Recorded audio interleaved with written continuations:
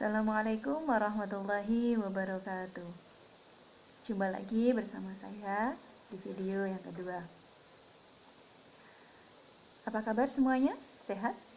Alhamdulillah. Oke, materi hari ini yaitu tentang fikih wanita. Fikih wanita fokusnya di sejarah haid dan hukum belajar mengenai haid. Kita mulai ya. Yang pertama adalah sejarah haid. Sejarah haid ini meliputi nanti apa itu artinya haid, terus haid ada sejak kapan, terus mulai ada hukum haid di Al-Quran itu mulai kapan. Kita akan bahas itu. Secara bahasa, haid berarti mengalir. Haid itu mengalir, berarti semua yang mengalir itu haid secara bahasa. Tapi secara istilah syara, haid adalah darah yang secara alami keluar dari farji wanita bukan karena sakit, bukan karena melahirkan. Haid memang suatu kodrat yang sudah ditetapkan bagi wanita. Hadis Rasul, hadza syai'un katabahullahu ala banati Adam. Ini adalah sesuatu yang ditetapkan oleh Allah kepada anak-anak perempuan Adam. Haid ini sudah ada sejak zaman dahulu kala, tepatnya yaitu pada saat Siti Hawa, istri Nabi Adam alaihissalam, memetik buah khuldi. Nah, saat buah khuldi dipetik, itu kan getahnya mengalir. Nah, saat itulah mengalirlah darah haid dari Siti Hawa. Sebagaimana firman Allah, wa izzati wa jalali la admiyannaki kama admaitiha. Namun meskipun haid itu sudah ada zaman dahulu kala, hukum haid ini baru masuk ke dalam Al-Quran disebabkan adanya pertanyaan dari dua orang sahabat. Jadi awal-awalnya ceritanya seperti ini. Dahulu pada zaman jahiliyah itu orang-orang Yahudi menganggap haid itu merupakan sesuatu yang sangat menjijikan, sehingga mereka saat istri-istri mereka itu haid, mereka mengusir istrinya, tidak boleh tidur di rumah, tidak boleh makan bareng-bareng di rumah, membiarkan istrinya tidur di luar rumah. Dan ini sangat melecehkan kaum wanita dan menjadikan wanita ini tersiksa batinnya. Itu kaum Yahudi. Sedangkan kaum Nasrani itu malah sembrono. Mereka malah justru menggauli istrinya dikala haid, karena mereka menganggap haid hanyalah kejadian alamiah yang dialami oleh seluruh wanita. Jadi nggak ada konsekuensi apapun dan bukan penghalang dalam menggauli wanita yang sedang haid. Nah, dengan adanya dua kejadian yang kontra ini, sahabat Nabi yaitu Aibad bin Bishr dan Usaid bin Huzair itu menanyakannya kepada Rasulullah. Itu bagaimana Rasul, seharusnya hukumnya itu seperti apa sih? Kok ada orang Yahudi yang seperti itu, orang Nasrani sebaliknya, itu harusnya hukumnya seperti apa? Nah, Rasulullah menjawab, beliau bersabda, isna'u kulla syai'in illan nikah. Lakukanlah apapun kecuali bersetubuh. Lalu kedua orang tadi bertanya lagi, ya Rasul, apa kita gauli aja ya orang yang haid biar beda sama Yahudi? Kan biar beda sama Yahudi, jadi kita gauli aja. Rasulullah melarang dan berkata lagi, isna'u kulla syai'in illan nikah. Akhirnya dua sahabat itu pahamlah.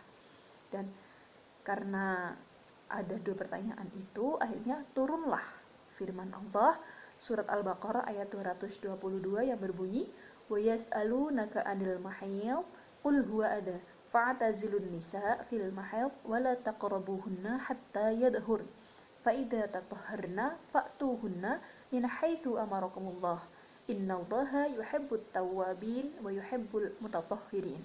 Nah, dari sinilah para ulama merumuskan hukum-hukum haid dengan didukung hadis-hadis yang lain yang sesuai.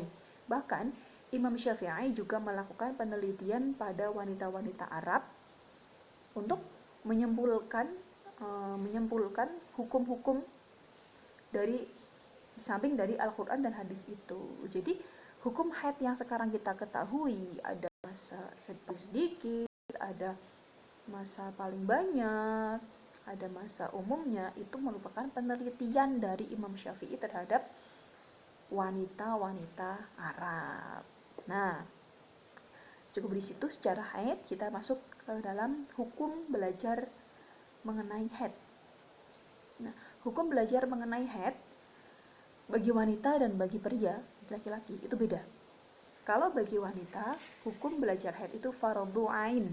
Artinya, setiap wanita wajib untuk belajar dan mengerti permasalahan haid, nifas, dan istihadah. Karena permasalahan ini erat kaitannya dengan rutinitas ibadah sehari-hari. Jadi, saya tekankan sekali lagi, hukumnya bagi wanita itu fardhu ain. Nah, bagi suaminya si wanita ini tidak boleh mencegah istrinya keluar rumah untuk belajar nifas, haid, dan istihadah ini. Kalau suaminya nggak bisa mengajar, ya biarkanlah istrinya untuk belajar. Kalau suaminya bisa, ya ajarilah sendiri. Ya.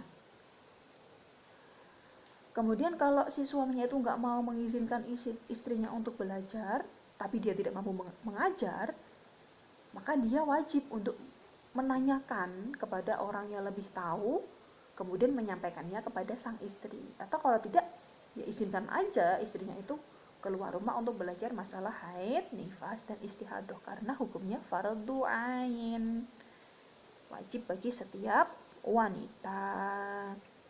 Kemudian kalau bagi pria, itu hukum belajar haid, nifas, dan istihadah itu fardhu kifayah. Kenapa kok beda? Kenapa kok nggak fardhu ain semua? Karena permasalahan haid, nifas, dan istihadah itu tidak bersentuhan langsung sama laki-laki, ya kan? Jadi laki-laki hukum mempelajarinya pun hanya fardu kifayah, tapi tetap fardu ya, tetap wajib, karena mencari ilmu itu wajib, fardu. Nah, kenapa kok fardu kifayah? Karena ini untuk kepentingan syiar, kepentingan fatwa dalam ajaran agama. Namun jangan mentang-mentang fardu kifayah terus laki-laki nggak mau belajar. Nggak apa-apa, Ustadz kan udah tahu, jadi aku nggak perlu belajar. Jangan seperti itu. Laki-laki kan punya ibunya perempuan. Mungkin punya adik, punya kakak perempuan. Dan nanti juga punya istri perempuan. Kalau si laki-laki tidak siap-siap belajar, tidak tahu sama sekali, nanti kalau ada permasalahan di keluarganya yang wanita, nggak tahu, ikut dosa dia. Apalagi istrinya nggak tahu, suaminya udah terlanjur nggak tahu, gimana coba ya.